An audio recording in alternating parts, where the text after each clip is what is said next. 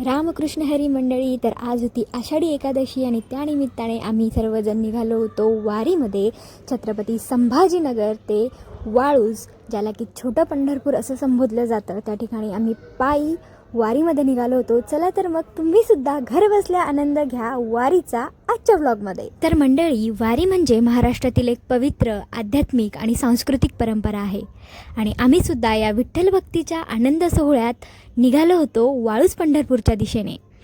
भक्तीचा रंग आणि सखीची संग, पंढरी झाली दंग असं म्हणत मी निघाले होते माझ्या सखीसोबत. आणि जाता जाता रस्त्यात आम्हाला लागला होता पाऊस. खूप जोरात पाऊस पडत होता. आम्ही पूर्णपणे ओले झालेलो होतो सगळे वारकरी, तरीसुद्धा विठ्ठलाच्या भक्तीत दंग होऊन पाऊस वारा कशाचीही चिंता न करता निघाले होते पंढरीच्या दिशेने. अशा प्रकारे तुम्ही बघू शकता की सगळेजण ओले झालेले आणि तरीसुद्धा आनंदाने चालले आहे. आणि माझी सखी ओली झाल्यामुळे थोडीशी थंडी वाजली होती सखीला, तर सखी थांबली होती चहा पिण्यासाठी. आणि हे बघा, याला एवढ्या गर्दीतूनही गाडी आणायची होती, एवढ्या पब्लिकच्या मधूनही. त्यानंतर चालत चालत थोडंसं पुढे गेले आणि बघते तर काय, तात्या विंचू. थोड्या वेळासाठी मला माझ्या भावाची आठवण झाली. त्यानंतर तात्या विंचूला हँडशेक करत आम्ही निघालो परत पंढरीच्या दिशेने. आणि डोक्यावर तुळस घेऊन मी निघाले होते पंढरीकडे. व्यवस्थापन खूपच सुंदर होतं आणि रस्त्यातच दिवसभर प्रशासनाची आणि वारकऱ्यांची मदत करून NCCचे कॅन्डिडेट्स वारीचा आनंद घेताना दिसले.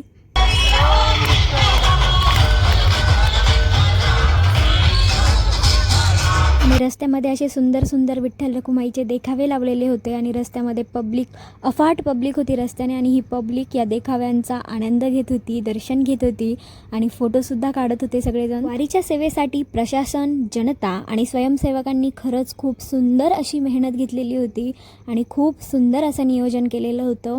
सर्वांची खाण्यापिण्याची, पाण्याची, चहा सगळी व्यवस्था अतिशय उत्तम होती. खाऊन झाल्यानंतर जे काही वेस्ट कचरा जमा होणार होता, तो कचरा जमा करण्यासाठी जागोजागी कचऱ्याच्या गाड्या होत्या आणि काही जण तर हातात गोण्या घेऊन उभा होते, त्या कचरा आपण त्यामध्ये टाकण्यासाठी.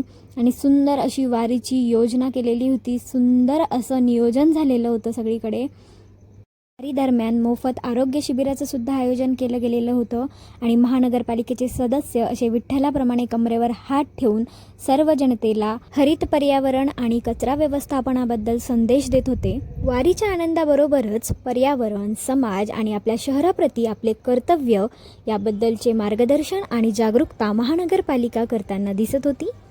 त्यानंतर काय, रस्त्यात दिसले तर छोटे पांडुरंग.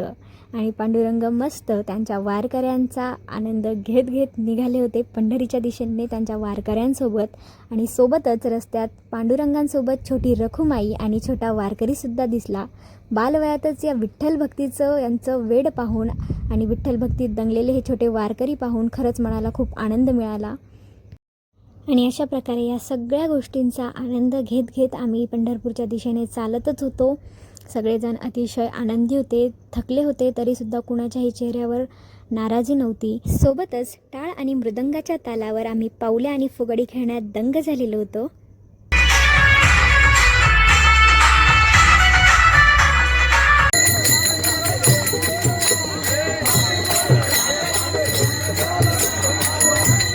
मग काय, रस्त्यात गंध लावून घेतला. वारीला गेलो आणि वारकऱ्याचा गंध नाही लावला तर कुठेतरी काहीतरी मिस झाल्यासारखं वाटतं आणि म्हणून मी गंध लावला. त्यानंतर रस्त्यामध्ये चालताना अशी छान जत्रा भरली होती. तुम्ही बघू शकता सगळीकडे पाने, वेगवेगळ्या दुकाना, खूप सुंदर असं वातावरण तयार झालेलं होतं तिथं. पब्लिक अशी चालतच होती आणि मंदिर शेवटी थोडंसं जवळ आल्यासारखं दिसत होतं. खूप आनंद झाला. त्यानंतर थोडंसं थांबून तिथे मृदंग आणि टाळावर ठेका धरला. त्यानंतर छोट्या पांडुरंगांसोबत मी फुगडी खेळण्याचा आनंद घेतला आणि शेवटी आम्ही निघालो मंदिराच्या दिशेने. मंदिर जवळ आलेलं होतं. रांगेत उभा राहून पांडुरंगाचं दर्शन घेतलं आणि दर्शन घेतल्यानंतर निघालो परतीच्या वाटेवर. रस्त्यावर येताना आम्हाला फ्री चप्पल स्टँडसुद्धा उपलब्ध होतं, जेणेकरून आपल्या चप्पल हरवू नये. आणि येताना सगळ्यात आवडतीची गोष्ट म्हणजे शॉपिंग आणि मुलींची सगळ्यात फेवरेट गोष्ट म्हणजे झुमके. ते बघण्यासाठी आम्ही थांबलो होतो. खूप सुंदर सुंदर असे झुमके तिथं बघितले, खरेदी केली आणि निघालो घरी. Thank you for watching and keep supporting.